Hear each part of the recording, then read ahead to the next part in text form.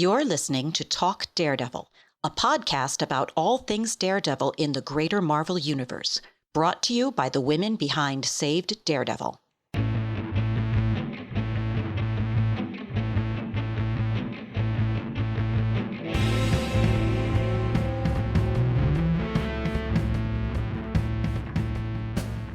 Hi, everyone. Welcome to another special episode of Talk Daredevil. We are here today to talk about episodes 5, 6, and 7 of Daredevil Born Again. I'm Christine, and I'm here with... Hi, I'm Ayesha. Hi, I'm Shelby. Welcome back, guys. We have so much work to do these days, and it's hard to keep up, which is why we're not doing these week to week. But as you may have noticed at this point, we also have another very special episode of Talk Daredevil out by the time you're hearing this. So that should be exciting for everybody. We are now going back a couple of weeks to first discuss episodes 5 and 6 and then head into episode 7. I'll just leave the floor to whoever wants to start talking about episode 5. Ooh, I had heard a lot about episode 5 going into it, like not so great things. Everybody's like, "Well, this is going to be the filler episode. This is going to just suck." And then I heard some things like, "No, this is going to be your favorite Matt Murdock episode." So, this was what we call a bottle episode, and some of the reviews and internet chatters calling it more of a filler, but is it really? I thought it was a standalone.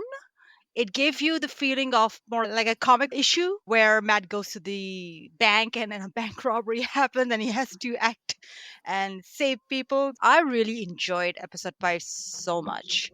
And I think there were things going on with the robbers and everyone that was still connected with the main storyline, with the Fisk and Vanessa and Luca storyline.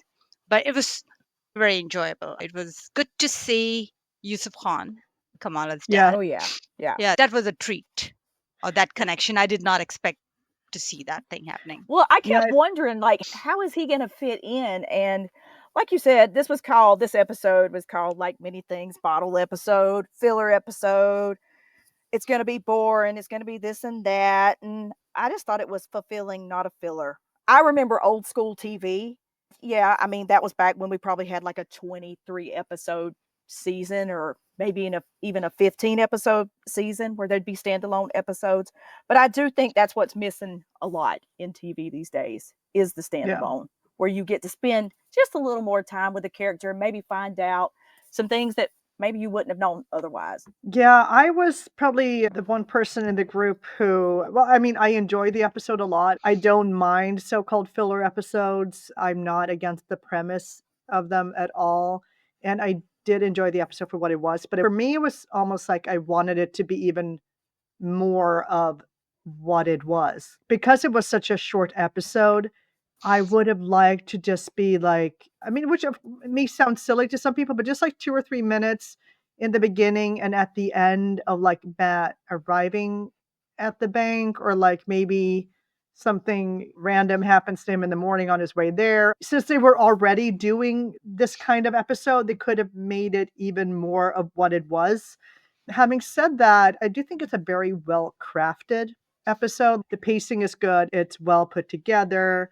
It's the way Matt and poor Yusuf has to solve this situation. It's fun also to see a team up between like a superhero and like a regular person. Even though he is the father of a superhero himself, he is not himself a superhero. So this was not what he expected when he went into work the morning of the bank robbery. And it's fun to see that too. So it was well crafted. The way they solved the problems was kind of fun. It had a fun twist with him exchanging the diamond for a piece of candy, even though I still don't know when exactly he did that or how, which is another one of those little conundrums for us to think about. It was fun. It had lots of great just little lines, like the robber calling Matt a wee little Charles Dickens character. For some reason, I found that one very funny. But I would have wanted, it was like, it made me greedy for just like something more, if that makes sense. I was just going to say that as a banker, it was good. It's kind of fun to watch Matt at a bank applying for a loan. So, like how they wrote that story about the assistant manager not being able to open the vault, and like that was like kind of made me laugh because Yeah. uh, that would Yeah, not necessarily happen in a he's real life bank situation. he's having a day. He's having a day. Yusuf is having a day. He's not supposed to be the one in charge. Somebody calls in. Now he's the one in charge, and he's rolling with it. I like his attitude through the Yeah. whole thing. Like Yeah. he's so great. But no, it does seem like you're talking about the bank. Like even in my job, we have a bank now that comes and gets our deposits, and even a small safe is like a two-factor thing too. And this just seemed like Yeah. such an old school savings and loan bank kind of thing. I love it though. And like Yusuf Khan said, the safe was older than the building itself, right? Yeah. They built the building around the safe. It was. I think it was a Even way I, to maybe make it more believable that it could be opened that way. Mhm. but yeah, Yeah. super comic booky. I do wonder if Corman and Ord, like they were getting these 9 episodes. I appreciate the idea of a filler episode in 9. It just seems like they thought they had a lot of time to tell a story. I don't know. The comic book part of it that I enjoyed is that this is all Matt Murdock. Like he does it in the comic, like he would go switch to Daredevil. Like when Matt goes to the bathroom, he would come back in the comic as Daredevil, and miraculously Daredevil would save the day. But this is all him having to plot out how he's going to do this as Matt. And I think that's Yeah. my favorite part. And keep his superhero identity hidden at the same Yeah. time. Although that's actually been something which this episode reminds me of, because it's been the case earlier in this show too, where people like Yusuf Khan, like he doesn't ask any follow-up questions such as, "Are you really blind?" None of them have so far. I guess it's the case where we have more of these superpowered characters everywhere, where people are like, "Okay, a blind guy with ninja moves, not the strangest story I've heard this week." It's just like people are just like, "Oh, yeah, whatever." For those of us who have watched the Marvels, the movie, they know like Yusuf Khan has been into space. So Yeah, yeah. So we have to sort of try to find out like what in the world these thugs with all these different masks, what they're doing, and find out that it does tie back to the money owed, the 2.8, the 1 point whatever, you know. And it's all Yeah. yeah, based on this like diamond. It's so The crazy. 1.8 that became 2.8. Khan family dinner. Who is looking forward to that? I want to watch Kamala's mom make Matt some parathas, fresh Yeah. parathas. Do you think we'll get it at the very end or no? I think Who things are knows? going to be way Maybe too. season 2. Maybe so. This will be rich Maybe lore so. for fanfic writers. You know. And like, isn't she a fangirl like for all the superheroes in the comics too, right? And Yeah, So yeah. yeah, in the comics she is like not Punisher, Daredevil, all Captain America, all of these, Captain Marvel for sure, but all of Yeah. these other superheroes. but I also love like Matt he just comes back into the bank just whistling, and there's just enough like smart ass like sassy Matt, and then he immediately gets like gun butted to the like ribs and stuff, and then he's like, okay, that's it, it's on, and he's like Yeah. analyzing, you know, he's sitting there. Good senses moment is when he's sitting there Mhm. taking in the room, you know. And also like the moment where Yusuf tells him like where the vault is in relation to everything. Mhm. So when they go to walk away and he's smirking because he knows what he's about to do, and then it's like, Yeah. please, can I go to the bathroom, please? Yeah. I need He's some having help, such please. a good time. Yes. That moment where he smiles to himself like, "This is the best day ever." Yeah, and then Yeah. oh gosh, and then he's just walking and he's taking off his tie, and you're like, oh dude, Yeah. stairwell, Stairwell fight. It's about to gun happen. Yeah, catch. it was great. I love the census writing on that episode. It was really strong. Yeah, So because super he good. he didn't try Yeah. to do anything that was crazy in the vault. He did just sort of Yeah, let exactly. Yusuf handle that, and that was cool. Yeah. Yeah. I appreciated that. And there was mention of Maggie Murdock, like not by Yeah. name, but she was mentioned. So I Right. love that. Yeah, I almost forgot about that. Yeah, he got to talk about his childhood a little bit. Although I do suspect that he probably does know where in Ireland the family hails from, even though he kind of dodged that question, like, "Where's your family from before the big swim?" And he's like, "I was Pretty raised in an sure he knows. orphanage," but I'm Yeah. sure he knows, Right. but he probably But wanted to keep but that private. the way he Not says something to Hell's share Kitchen with is people robbing you. Yeah, is the best. Like Hell's Kitchen. yeah. It is so good. It is so So good. God, And then the fight at the end was brutal. oh, yeah. Like, oof. I I would think he was way more brutal than he probably would have been in other situations. Like, these robbers were bad, but they hadn't killed anyone. He No, was being he was like, extra, extra, extra.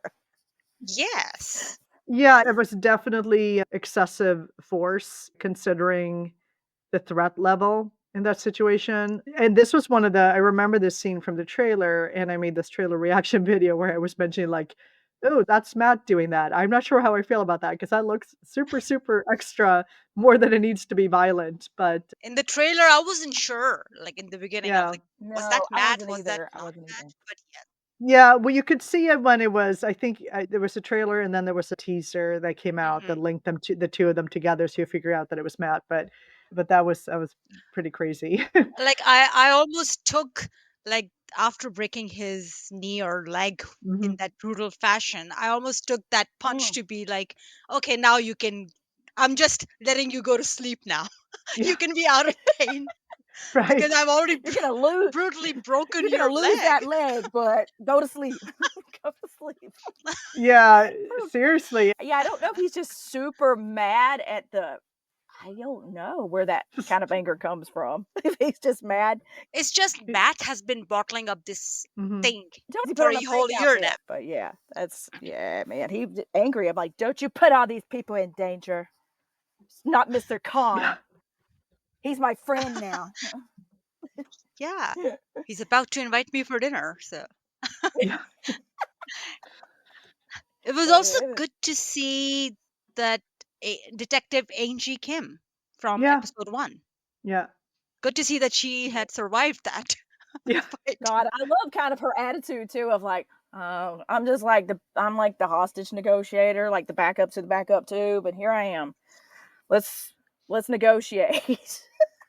and tell I'm jokes. thrilled. Yeah, I'm thrilled. This nonsense pulled me out of this Yeah, on St. Patrick's Day. It was fun. it was I fun. think is needed in the season because it is so tense. Every episode has been so like, ugh, that this one was fun because you never like you never had real tension for like Matt. You just wanted to see how sexy he was gonna just handle everything with his thighs.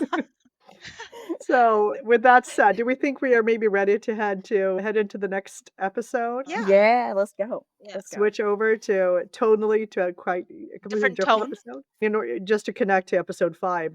It's funny how when he's with Heather in the morning and he kind of has to remind himself to be like, "Oh, yeah, I'm supposed to be traumatized by being held hostage at a bank."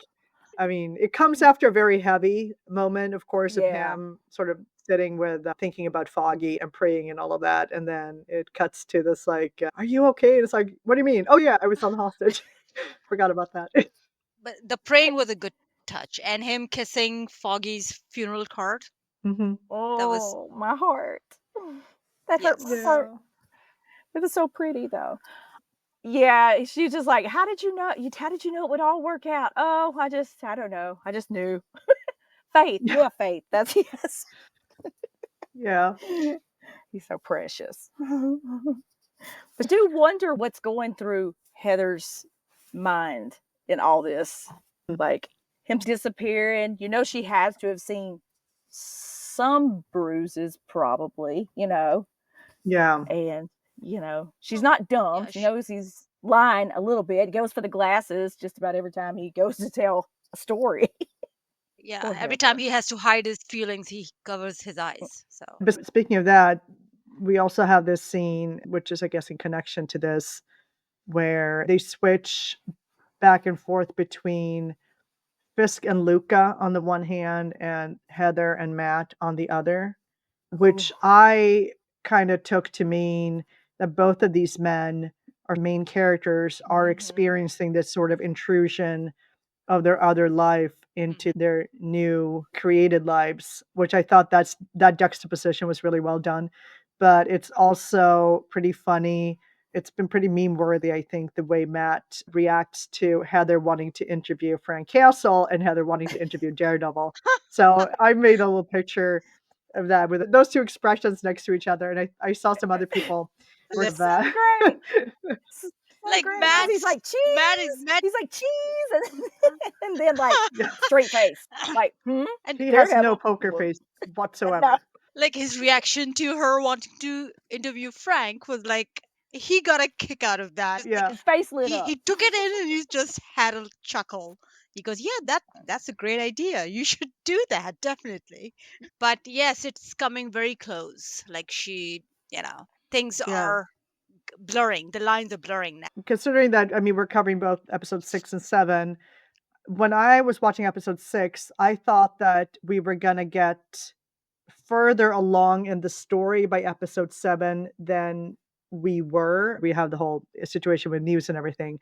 But there were certain things I expected to happen in episode 7 that haven't happened yet, just based on what we saw in episode 6, because I really felt like things are starting to collide, things are happening.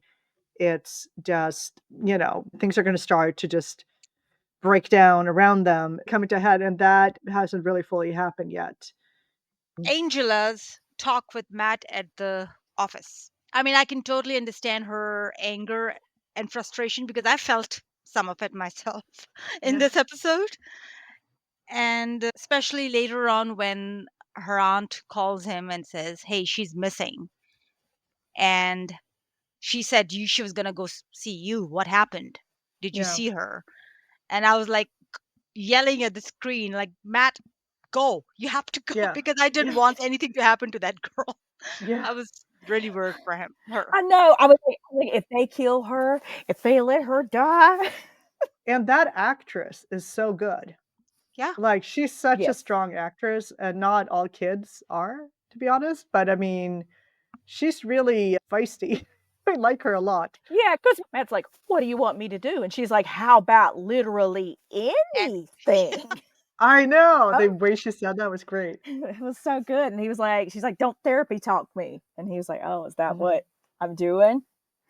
Oh, But I hope they get, I'm just gonna say, I hope they get maybe some more moments together. Sneak that in somewhere, somehow, somewhere down the line. Probably not in this season, but somewhere down the line. And can we just go back for just a second to the phone call, 911, and he's Mhm. standing there, and then we get the good like, F it moment. I think this is the first time with Matt on this season. Maybe. I think so too. And I've seen that little montage like edited with the Evanescence Bring Me to Life, and Yeah. it did bring me to life. I haven't seen that. But God, so good. yeah, but this is also the episode where we do see a lot of sort of Muse's MO come to light.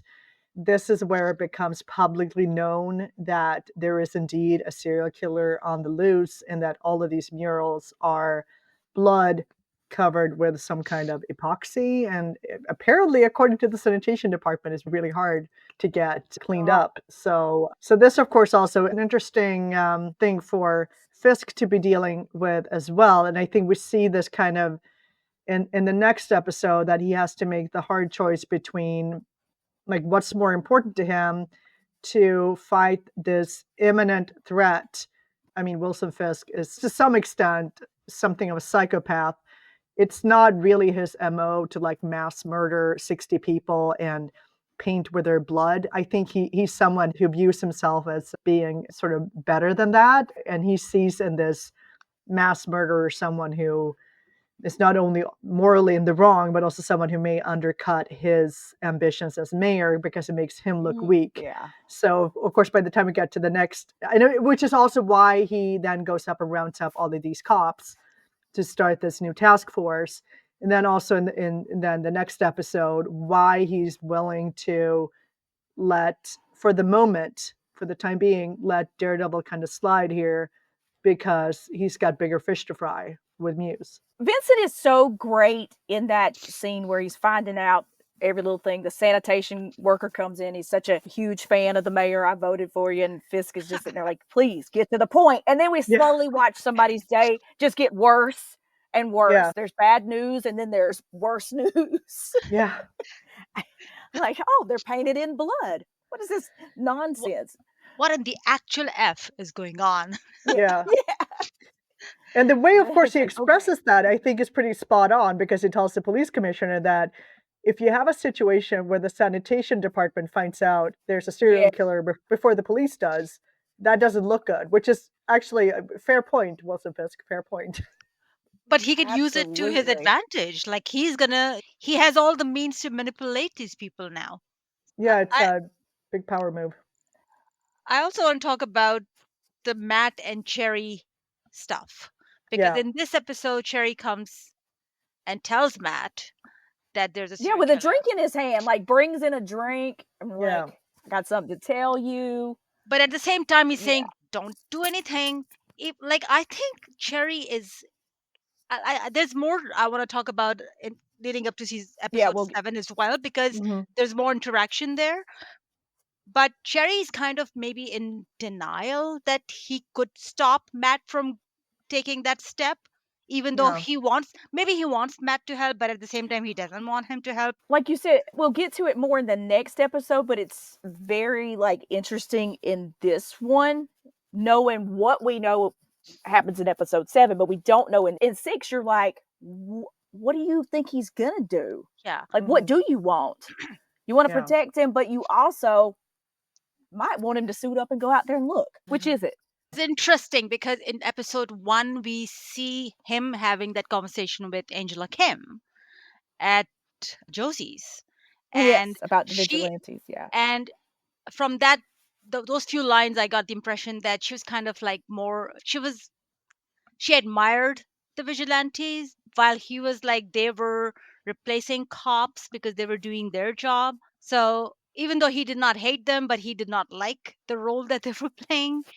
So it was kind of like a murky gray area, and that's why you're saying, you know what, there's no need for me, I'm going to retire now. So episode 6, like now he knows that Matt is Mhm. Daredevil, and Mhm. he likes Matt, but at the same time, he does not like the fact that he's a vigilante. And he liked the fact that he had given up that life. That's why he was supporting him throughout this time. He can't stand crooked cops either. Does he really leave the force because vigilantes, or does he leave the force because there's so much, crookedness in the cops now? He can't trust that either. I also know. think that even though he doesn't seem to be all that excited about vigilantes, there's still this point that, again, this is episode 7, where Matt says, "You used to come to me." So I think he's not totally against Oh, vigilantes. I yeah. think it's more complicated than that, but I think he's also found himself in the position of being like Matt's keeper, or like he tells himself that he needs to be in the role protecting Matt from himself. Like But that's been his designated role now. so that line that Matt says in episode 7, is he talking about Cherry coming to him as a lawyer? Or is he talking about maybe Cherry coming to him as Dee Dee? Did he know Dee Dee?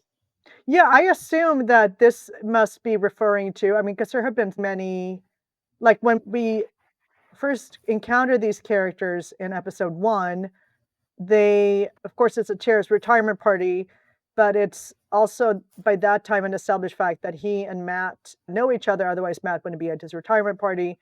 And then we also have this time gap of like 7 years. So I assume that before Matt retired as Daredevil, he also had dealings with Cherry as Daredevil and as Matt, is what I'm assuming. Yeah. I think it's Daredevil too. I think he's definitely Yes. referring to Yeah. Daredevil. And since we are already touching on the episode 7, I have to say, when Detective Kim comes to Fisk with the folder and all the information about Muse, who Yeah. Muse might be, and he's talking about, oh, so the vigilante from Hell's Kitchen is back. The expression on her face is like she knows that Daredevil is back, but she does not hate that fact. I think she admires Daredevil. Well, she was the one also who in episode 1 had this more sort of nuanced view that some of them are good, some of them are just like us, or like they're like us. There are some bad apples, but most of them are just trying to do their best. Just like regular people, vigilantes can be good or bad. So Right.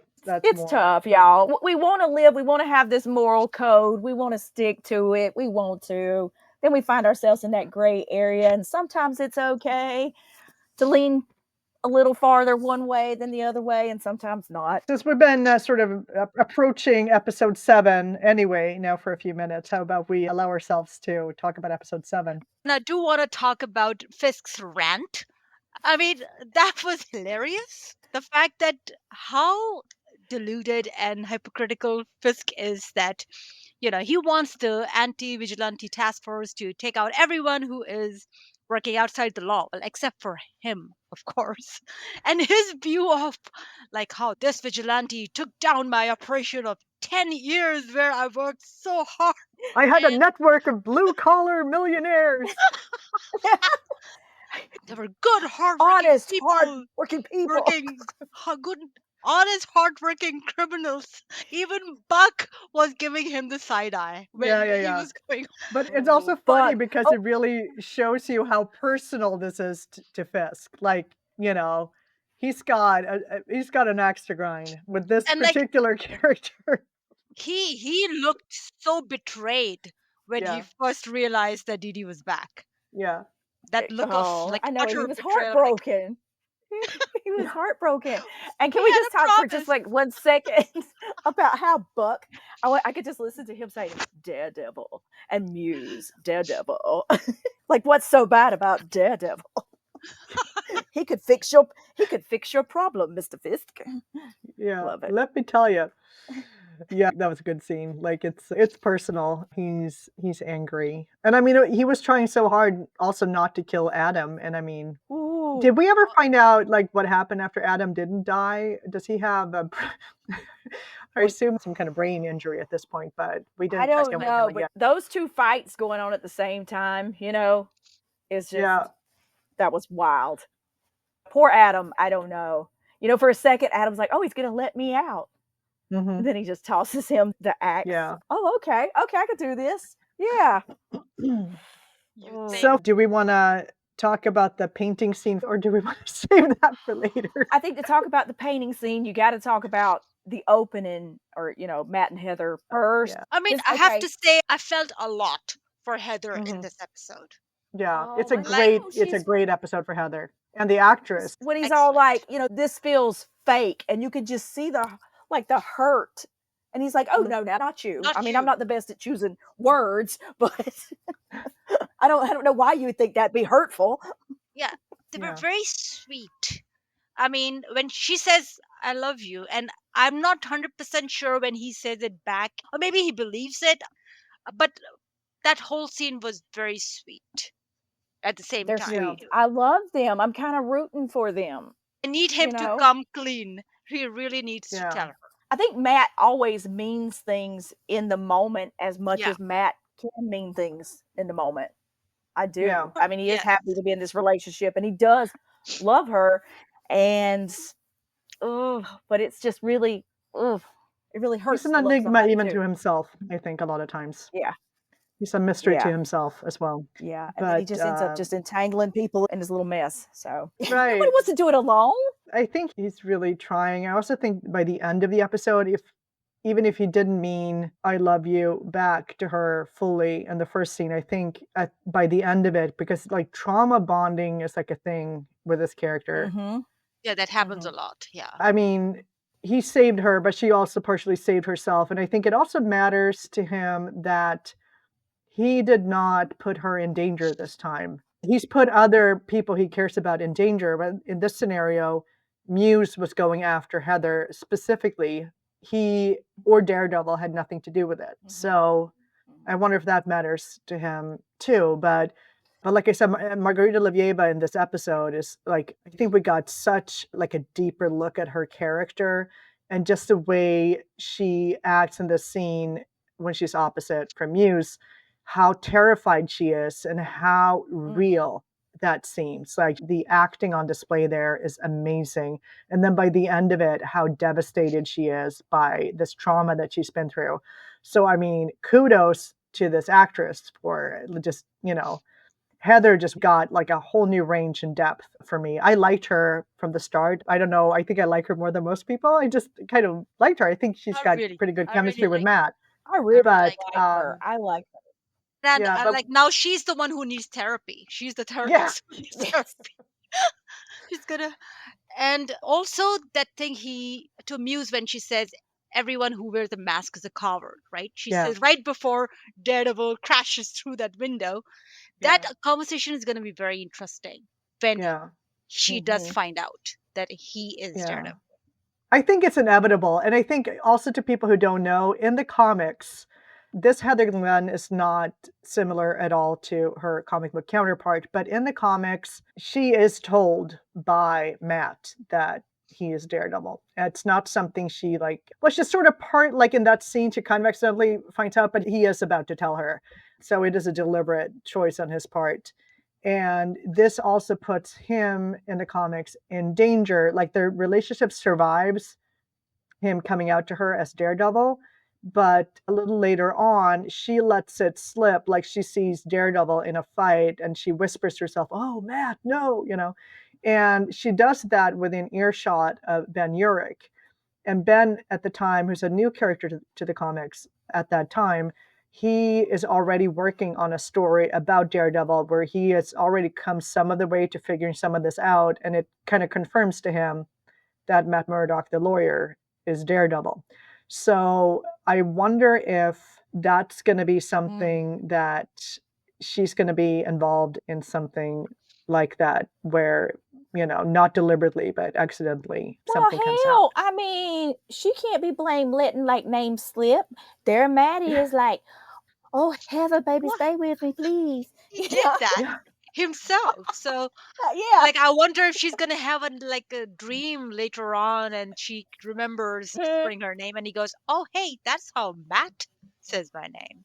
I think that too, like they're really putting all this in motion where it's like she is this measuring like an eighth of an inch between my fingers close to figuring it out anyway. And I think he is also in this position where I think that's also part of what that conversation about this feeling fake kind of comes from, because Mm. even within his, I mean, long both friendship and partially romantic relationship with Karen, they went 26 episodes and he didn't tell her.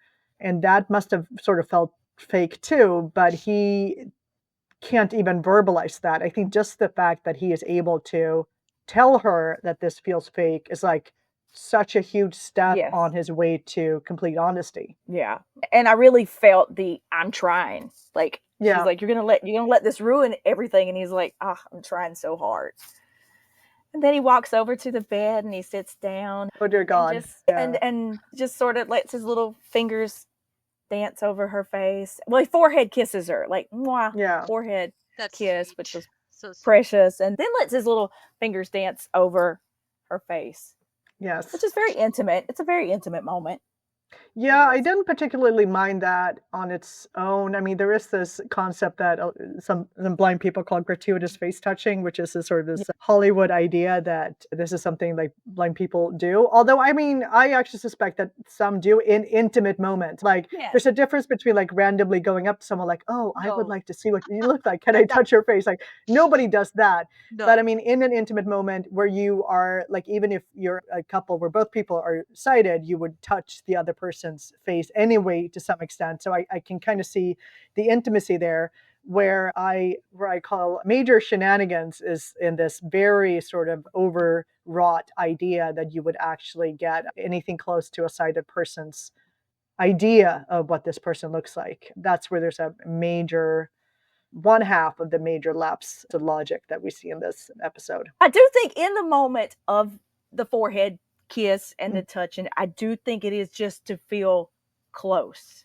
Like that's to feel that's what. And I he think notices her really tear with his thumb too, which is like you can Yeah. tell that's like, oh, she's crying. Yeah, I thought that was kind of nice actually. Yeah, it's a So I think closeness. in that moment it's just this intimate thing, but when it's tied back to like I think, I mean, we're not going to belabor this point needlessly. I have like an entire half-hour video coming out about this scene and some other related concepts in the very near future for my I can't channel. wait. So we don't have to go that far into it. But I would have to say that the way when he like fingers to use Shelby's words, fingers these paintings and connects that to Heather, it does have to be said that this is probably the most obviously bonkers scene in like all of live action Daredevil. I cannot emphasize enough. It's super hard Just to not know exactly what was originally planned, what right. moments Yeah. were reshot and put in there, but either way, and I've tried to work this scene out 100 different ways in my head to make it make sense. But Like even then, there's still parts of it that don't make sense, even in my like explanations, my little loose explanations that I Yeah. try to give them the leeway. Okay, maybe they meant this. Maybe this Yeah. isn't really what is happening, what we're seeing. Maybe this is what's going on. And there's still like a chunk of, eh. So the thing is, this it could have been handled in so many different ways, which would have made sense. Like, Right. maybe he had overheard the cops talking about this book they found in Muse's lair, which was written by this doctor. Maybe like anything would Yeah. have.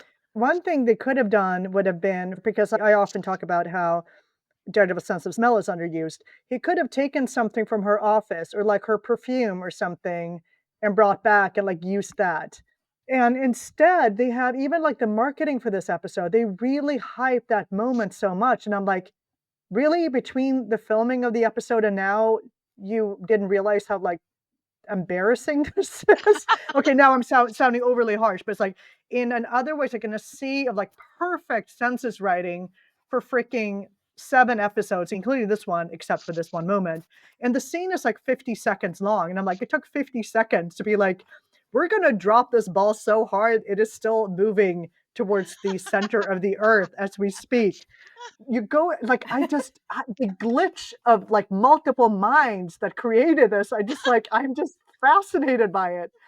well, we watch So him like he's been hanging out there for a little bit. Like he plops on down the minute they walk out. I mean, yeah, this does, we've got the whole Cherry thing right before, yeah, where Cherry's like, you on y'all, buddy, F off.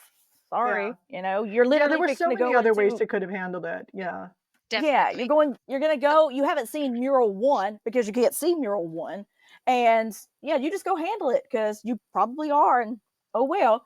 But when you listen to the audio description, it's so crazy because it does seem like he grabs the sketches and leaves. Like right. he grabs them. Now he obviously does not do that in the clip, but I'm like, is this part of something that didn't? On one hand, he was going to go in and not recognize. He was going to grab up these pictures and Hmm. get somebody else to ID. Right, I because don't know. the tension of the scene is so much better if he doesn't know that's Heather. I mean, that would elevate the Yes. tension of the scene like 1,000 times. And also, and I think you pointed this out too, Shelby, that for most of the scene, I would say even the entirety of the scene, he seems like visibly frustrated by this. Like, Yes. Same, and same. yeah, He's like, yeah, Yeah. same, but also just like he's desperately trying to find something that makes sense. And so it's kind of like when they cut it back to that other scene with the face touching, like it introduces something that I'm not sure that was a plan originally. This may have been like a very last minute decision, like maybe even after the audio recording was done. I'm just kind of fascinated by it. But I will say though, if it sounds like I'm being too harsh on the creators, except for this one scene, this has been like perfect, like Yes. 100% clean. It's been a clean season. We're like, no eye rolls from Christine. Do you know how hard that? No, honestly, it isn't even that hard. Like you just have to like not do stupid stuff and you won't get any eye rolls. But like apparently it has been hard historically. And so it was like 100% clean. And then I'm like, what the I, fudge? I almost I feel know. like, And because when I like Shelby, you just mentioned that, about the audio recording, and where they uh-huh, mentioned that uh-huh. he picked up the sketches. Maybe there was supposed to Yeah. be a scene afterward where he takes those sketches to someone and they ID Heather, Yeah. and then he goes Yeah. off. Like, Yeah. maybe Yeah. that's the thing that got Yeah, missed. there's so many ways to like make it clearer, make it make better sense, because it doesn't. You can even take the touching of the painting out of it. If he's there and he just comes to the conclusion all of a sudden that Heather's in danger, why would he come to that conclusion? When I watched it, I said, oh no, Christine, oh no. I would say one thing I did like about the scene was him knocking Officer Powell out again. Well, that's the thing too about the same could mean, okay, this is the same. I feel like this is the same person in these pictures. The same could mean I'm getting nothing off of these pictures. The oh Christ, when he gets there, could mean like, here's this fucker again, and I've got or it back to the same, like, this is probably the next victim. Oh Christ, I've got to figure out who this is. The flashback could mean he identifies her through the fingering of the painting, or it could just be like, you're about to blow up your life, Matt, hard. As a reminder, this is what you have. This is where you are. One thing that it could have been too is that, because you can tell that when he goes to the oh Christ, and then his hand briefly, like off screen, you don't see what his hand is doing. His hand goes off to the side somewhere, which could have been going back to find just a clipping or like the collage from her book cover, which I'm sure, because that was a fancy dust jacket. Fancy dust jackets tend to have raised embossed print. Could have used and that. He knows the name of her book. That would have made sense. Like, you could have even actually used the sense of touch and had it make sense. But it was funny. I did see a lot of people, I'm not going to name anyone, but more than one, who were like, as an artist, I object to this scene. I would really, because we all love David Mack. We do. And his art is beautiful. And he did, I guess, all the art in this season. And I would like to know, because I forget how many different sketches he said. He did some realistic, like, what was special about this one? Was it supposed to be super texturalized? But it's just not, it's a frustrating scene. That's all. Yeah, let's put it that way. Yeah. In an otherwise perfect episode. Yeah, the rest of the episode was really good. I mean, we've seen a lot of people kind of object to, like, how, that was the end of the Muse arc, which of course we don't necessarily know, but from appearances, yes. And some people were kind of disappointed about that. And I mean, there are some other sort of maybe minor issues, but I think, like we were all saying, it's a very strong Heather episode. Yeah, and even what happens with Vanessa and Wilson Fisk, and the whole, like, did she arrange to, because it can be read two different ways. So did she plot to have her husband killed, or did she deliberately set a trap for Luca? I'm leaning towards the latter, and I think most people are. She may have even debated which way to go, but she decided to tell Luca about where her husband was having dinner, but he was also ultra prepared in a way that you wouldn't necessarily be, even as Wilson Fisk, you wouldn't be that prepared to have a gunman basically ready to shoot someone coming in the door if you didn't know someone was coming in the door. But it's interesting what they did with that. I think a cool development. Eyelet is so good this season. Oh, she's just standing off to the side, and you can't read her face. You have no idea what she's got her hands in. Looking gorgeous too while she's standing there. But because it could be both ways. And I did think it was interesting, go back to Buck for just a second, and his little, like, James Bond move, that we do find out that Fisk did pull him out of his, quote, former life. So I can't wait to see. Former life as an assassin, maybe? Yeah. Former life as what? James Bond? What? Well, James Bond. But I think my sister was telling me he's what in the comics, Bullet. But I think this is one of those situations where you just like you use the name. You use the name because it's fun. It's like a little Easter egg for people. But it does make sense now that we know that he is such a sharpshooter. He could have been the one. Bullseye could have been the distraction, the one that really shot Foggy. Yeah, but it's also interesting with his relationship to Vanessa, because he works for Wilson, but there was also that previous episode where he's the one who goes to talk to all these, like, warring crime families, and he says, I'm not here for the mayor, I'm here for the man, but the man in this case is Vanessa. Oh yeah, and that's when poor Luca finds that out too. So he seems like he's a bit of a free agent, like he works for the Fisks, but I guess he's in a situation where he's trying to navigate this very unique power couple. Oh, we want to talk about Daniel for a second? Oh, little Daniel. Yeah. And BB. BB's back. I was wondering when she was going to be back. That is, I love him. I love Daniel. I love like him trying to be the big baddie. Like, you might better do what I tell you to do, or your life is not going to go so great. And she's probably not going to do any of those things. So, like, you're going to tell people it was the cops. And she's like, but it wasn't. But it was. And him trying to be threatening, it was cute. Mm-hmm. He's just so cute. He's so cute to be so trying to be threatening. And what other? I do wonder what his deal is. I think there's still a lot we don't know about that character. Or maybe he really just is what he seems to be, like this kind of doofus who walked into this. Yeah, I don't know. People want him to be the son so bad, but no, I don't think. Yeah, I think there may be more to his story, but I don't think it's like super elaborate. Really, I think it could just be something kind of basic. Yeah. Now, do we want to? Let's just talk about the very last conversation, like the hospital room convo with poor Heather. Sure. When she finds out she's not concussed, just has a few lacerations, and totally traumatized. I'm sorry. I thought that was. It also looked like she must have had a concussion because he knocked her head against the wall pretty hard. Yeah, it was a crack. I can go with we just stitched you up. Okay, I can go with that, but she got bounced around a couple times. That I don't know. When he slammed her head against the wall, that's. She was having a bad day. I think a lot of people have a lot of bad days in this show, but it's all sweet. Matt is sitting there in the hospital room, and it's so super sweet, listening to the news. And she's like, "Oh God, Matt, I killed him." And he's like, "You had to." And she's like, "What? How do you know that?" "Because I know you." Yeah.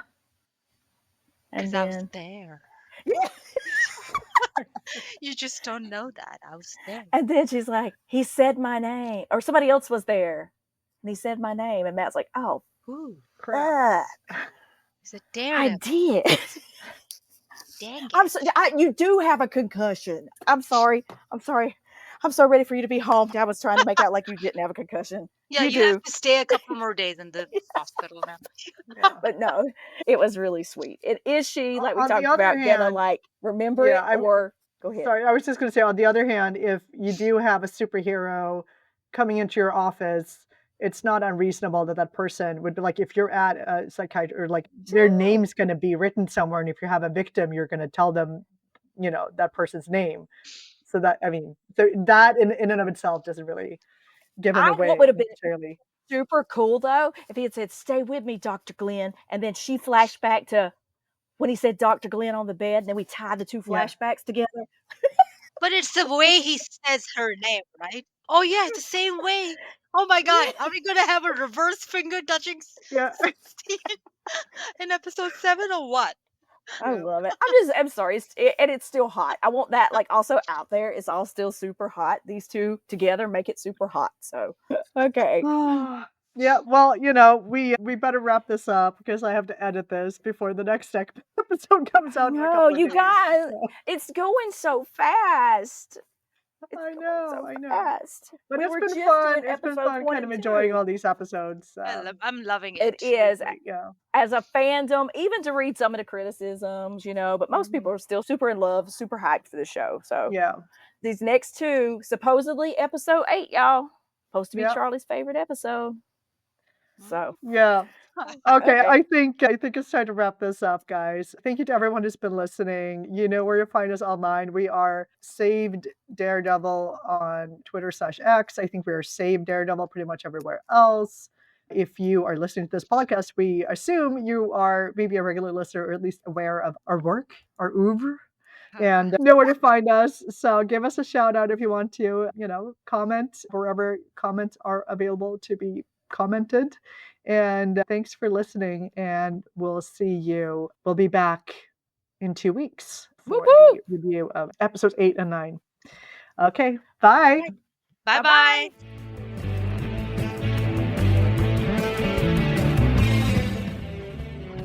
Thank you for listening to Talk Daredevil. For more information about Saved Daredevil, including links to our socials, please visit us at savedaredevil.com. Remember, Murdochs always get back up.